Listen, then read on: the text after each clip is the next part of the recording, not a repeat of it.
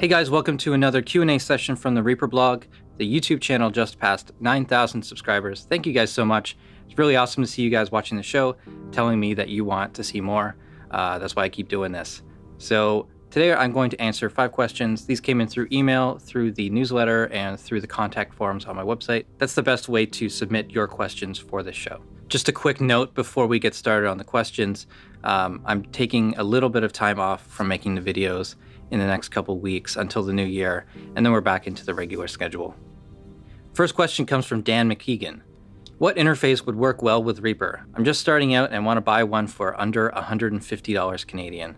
So Danny, almost every audio interface will work with Reaper, anything that's ACO or core audio compatible, which is pretty much everything these days. And in that price range, if you're buying new, you're looking at the Focusrite Scarlett 2i2, the 2-input, 2-output audio interface. You can record direct with guitars, 2 different microphones. It's a good, solid, really simple interface. Another option is the Presonus Audio Box Vsl. There's a 2-channel one, there's a 4-channel one. The 2-channel one is basically the same specs as the Focusrite, but it also has MIDI ports. That could be something that kind of adds some value to you if you have older synths or if you have any sort of hardware MIDI gear. Might not be important, but it could save you another purchase down the line. And if you look on your local Craigslist or on eBay, there's so many other options for that price range. You gotta watch out for the stuff that's really old because it's not compatible with the current operating systems. And anything that's new, probably in the last 5 years, sounds a lot better than any of the old stuff. The ones I suggested earlier are about 150 new. If you look on Craigslist in your area, you can probably find them for about $80. So you can probably get the next model up in your price range. There are a lot of different options. What I would avoid is any of the M boxes, the M Audio Fast Track series, and Behringer Line 6, and the Presonus Flyer series. Those are all really old and just not very good. Next question comes from Boz Miller. I want to know if and how you use the take system in Reaper. I find that whenever I try using them, I end up with all sorts of crazy overlapping items and my project becomes a mess if I have more than a couple takes on a given section. I'm assuming that I must be going about it wrong, so I'd love to see someone who successfully uses the take system in Reaper. So the take system is a little bit confusing. It's not the best system out of all the DAWs. It's a little unwieldy at times. You need to be careful. I have an article on the website that lists a bunch of different tips, and some of the things have changed. It's gotten a lot easier to work with takes for grouped items. You can click with the mouse and the grouped takes will follow now. That's only in the last couple months that they've allowed that. So in that article, I go through a bunch of tips for making things easier for you. But the basic workflow is you play the song beginning to end a couple times, like let's say 3 times. And on the 3rd one, you think you have it pretty good, except for a couple spots. At that point, you already have 3 takes of the song, and those takes, depending on where you've stopped, will have overlapping edges.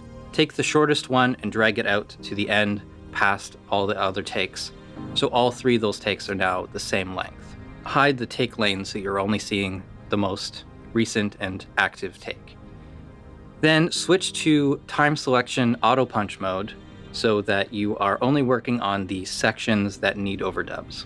Make a time selection, move your cursor back a little bit, couple bars, and hit record. Reaper will play back from the cursor position, go into record in the selected area, and then go out of record past that. You can trim those edges back to adjust and edit, but basically you just keep that time selection active and you record as many times as needed. You can put it in loop record and it'll just keep going around in that one section.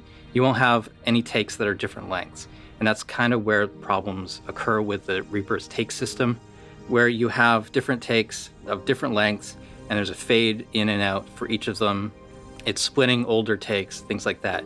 If you keep the same time selection every time, you won't run into this problem. If you're running into situations where the take system is just fighting you, make a new track. We have unlimited, so there's not really any reason you have to use the take system. We also have actions like implode and explode of takes, so you can easily move stuff around as needed. But basic workflow, Make sure that your main takes are complete and the same length, and then overdub within sections using time selection auto punch mode, and it'll work great. Question from Nick Pardis. As a relative newbie, I fell into the trap of downloading way too many VST plugins. Now that I know which ones I want to use, I can't find any simple info or video on how to remove the redundant ones and get them off of my effects list in Reaper. If the plugin you used had an uninstaller, use that. So go into Program Files, look for an uninstaller for that plugin, or on Mac, go to the Applications folder, and there should be an uninstaller there. If there's not, then you look in the VST folder or the audio unit folder, and you can just delete files from here that aren't being used. Also did a video on how to hide plugins in a couple different ways. So if you don't want to go and change any files on the system, if you're afraid of breaking anything, you can just hide them from Reaper's effects list. So check out that video for more information. Question from Peter. I'm wondering, what is the difference between a dynamic EQ like TDR Nova and a multiband compressor like ReXComp? So a multiband compressor, when the threshold is passed for that band, it turns down that entire band. So that range of frequencies, let's say from 200 to 2000 hertz. With a dynamic EQ, it's usually a bell curve rather than a band pass filter. It's cutting a narrower range. It can also boost, and dynamic EQs tend to have a sidechain input as well. So you can boost or cut, and it's a more surgical tool. Question for Peter. I had a question about acoustic treatment above the mix position. Do you still think that Oral X or 1-inch foam is more appropriate than Roxul? The way this is written makes it sound like I've said that before, and I don't think I have, but I'll just tell you what I use. The cloud that I use is about 2x6, maybe 2x8, filled with 2-inch Roxul. That's the softer Roxul stuff. I could definitely use a lot more coverage in this room, but that's working pretty well. If you're doing foam, you want to have probably 2 or 3 times that, so 4 or 6 inches of foam. Roxul or any of the rigid fiberglass insulations are going to work so much better, and if you compare price per square foot, it's usually a lot cheaper as well. And that's it for this Q&A session. Thank you so much for watching. Thanks for sending in questions, guys. Subscribe to the channel if you haven't already. Follow me on Facebook and Twitter. Support the Reaper blog through Patreon, and visit reaperblog.net for a lot more tutorials.